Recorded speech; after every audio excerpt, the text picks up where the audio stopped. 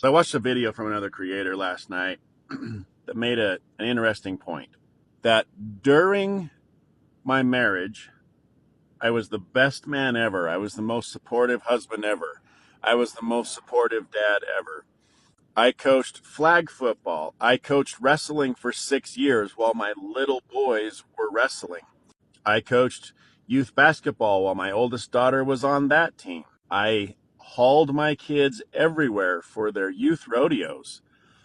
We practiced for 4-H shows and rodeos almost every day through the summer. I was their roping coach. I was the one who shod their horses.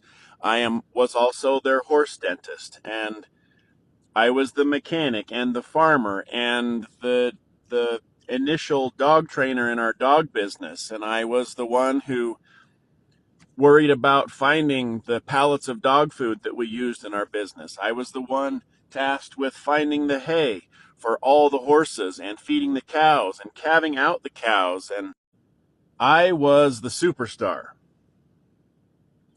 until we got divorced. And then I was banished to my RV trailer in our driveway. And then I was a dangerous dad.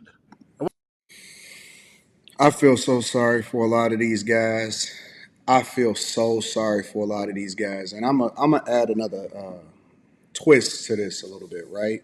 Because now what I'm starting to see is a rebirth, an explosion of guys that are going off on men that are fearful and do not want to put themselves in a position to be like this man and several other guys that are on these applications telling a story, and they're trying to suppress it, and they're trying to say that you guys don't deserve a voice, that we hate women if we start to have conversations or we hold people accountable for the things that they say and the stories that they tell online, in which they paint men as narcissists. They say that they're dangerous. They with them all of this time, and then after 20 years, 15 years, building up their businesses, raising their children, and all of this stuff, all of a sudden, you guys are a danger to society.